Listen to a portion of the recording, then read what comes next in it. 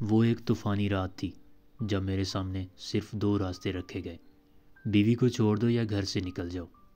میں نے اپنے فالج زدہ والد کی طرف دیکھا جن کی آنکھیں بے بسی کے آنسوں سے تر تھیں، مگر اپنے بیٹے کے حوصلے پر فخر تھا۔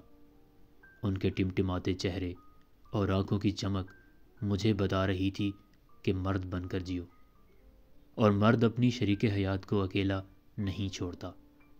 میری بیوی ایک کونے میں سہمی ہوئی کھڑی میری طرف ملتجی نظروں سے دیکھ رہی تھی۔ میں نے ایک نظر سب پر ڈالی، اپنی بیوی کا ہاتھ پکڑا اور گھر سے نکل آیا۔ میری جیب میں صرف 500 روپے تھے، مگر حوصلہ پہاڑ سے بھی بلند تھا۔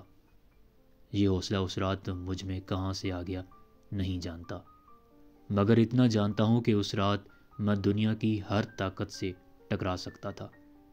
مہر النساء مجھے ایک حادثے میں ملی۔ شادی کی رات پہلی بار اسے دیکھا۔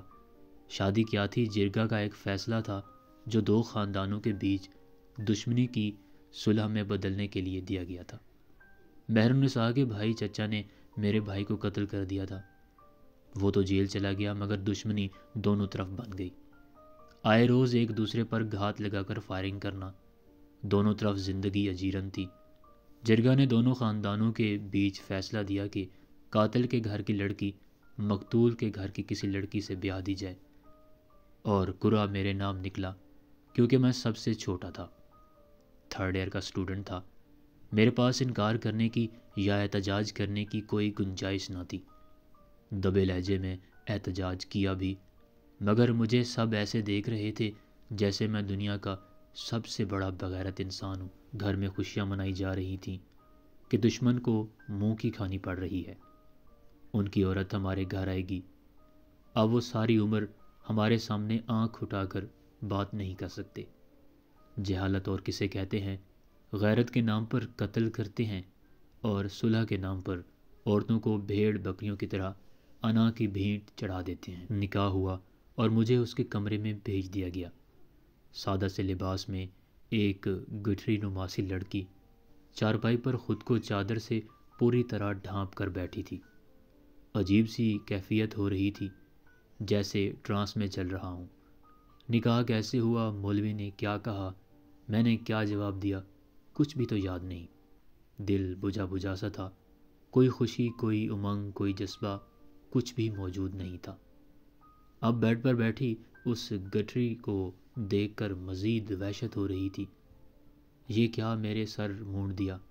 میں ایک تجسس لیے اس کے بیڈ پر ایک کونے پر بیٹھ گیا۔ میں نے گلا کھنکھار کر پوچھا، کیا نام ہے تمہارا؟ وہ اچانک اس نے چادر ہٹا کر میری طرف دیکھا۔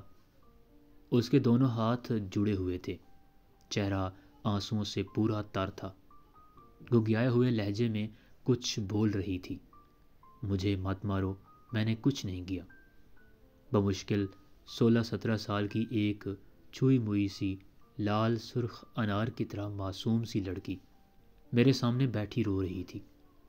پتہ نہیں کتنا روئی ہوگی، آواز بھی اس کا ساتھ نہیں دے رہی تھی۔ میرے دل پر ایک تیر سے لگا، دکھ درد کی ایک لہر پورے بدن میں پھیل گئی۔ اسی وقت اپنے رسم و رواج سے نفرت سی پیدا ہو گئی۔ میں جو کبھی فخر کرتا تھا اپنے خاندان کی جاہ و حشمت پر، خود سے گھن آنے لگی۔ میرے سامنے کوئی بھیڑ بکری نہیں، ایک جیتا جاگتا انسان تھا۔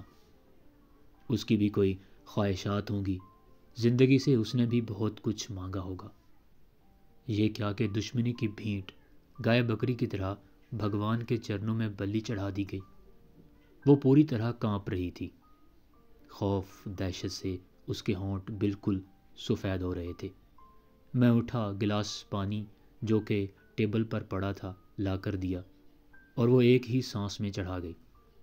تم کیوں ایسا سمجھ رہی ہو کہ میں تمہیں ماروں گا؟ کیا میں تمہیں ایسا لگتا ہوں؟ اس نے سر کو ہلکا سا دائیں بائیں ہلایا، مگر بولی کچھ نہیں، بس ڈری سہمی ہوئی ہرنی کی طرح میری طرف دیکھ رہی تھی۔ وہ جو رحم اور ہمدردی کے جذبات تھے اچانک پیار میں بدل گئے۔ اس معصوم سی لڑکی پر بہت زیادہ پیار آیا۔ میں نے اسے کمبل اڑایا اور سلا دیا۔ مگر وہ چپ چاپ لیٹی رہی مگر سوئی نہیں۔ مجھے کچھ سمجھ نہیں آ رہی تھی کہ کیسے اس کا ڈر ختم کروں۔ وہ رات گزری، صبح میں جلدی اٹھ کر باہر چلا گیا، مگر مجھے معلوم تھا کہ اس پر کیا گزرے گی۔ میں پہلی بار سارا دن بے قرار رہا، کسی چیز میں دل نہیں لگ رہا تھا۔ رہ رہ کر اس معصوم سی لڑکی کا خیال آتا تھا کہ پتہ نہیں اس پر دن بھر کیا بیت رہی ہوگی۔ بس رات کا انتظار تھا۔ سارا دن مٹر گشت کر کے رات گھر آیا تو اسے کچن میں برتن مانجتے ہوئے پایا۔ میں خاموشی سے اپنے کمرے میں چلا گیا۔ رات وہ آئی تو اسے دیکھ کر دل محسوس کر رہ گیا۔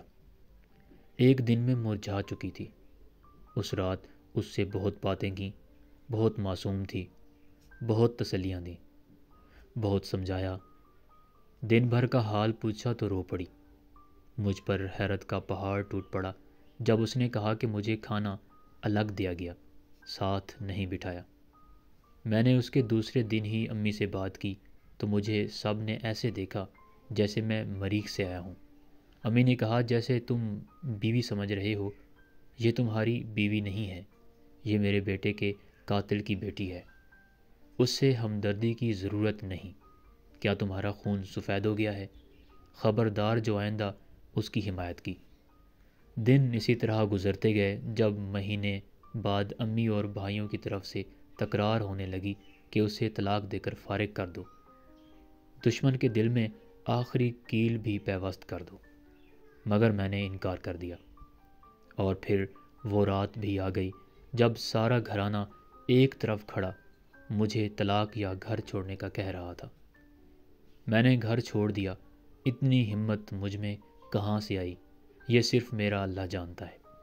مگر جیسے ہی میں نے دہلیز پار کی، بارش تھم گئی، آسمان پر ستارے نظر آنے لگے، اور میں قدرت کا اشارہ سمجھ گیا کہ میں ہوں نہ ہوں تمہارے ساتھ، ڈر کس بات کا۔ وہ چھوئی موئی سی لڑکی میرے ساتھ قدم سے قدم ملا کر اندھیری رات میں سنسان پگ ڈنڈیوں پر ایسے چل رہی تھی جیسے کچھ ہوا ہی نہیں۔ میرے دماغ میں جھکڑ چل رہے تھے، اور اسے دیکھا تو موصوفہ جگنو پکڑ پکڑ کر دوپٹہ میں قید کر رہی تھی۔ مجھے بے اختیار ہنسی آ گئی۔ ساری تکلیف آنے والے اندیشے بھول گئے۔ میں نے کہا پاگل، تمہیں پتہ ہے ہم کہاں جا رہے ہیں؟ وہ میری طرف بے فکری سے لہجے میں دیکھ کر بولی، مجھے کیا کرنا ہے، معلوم کر کے تم ہو نا میرے ساتھ۔ مجھے ڈر نہیں لگتا کسی سے بھی۔ 20 سال گزر گئے اس بات کو۔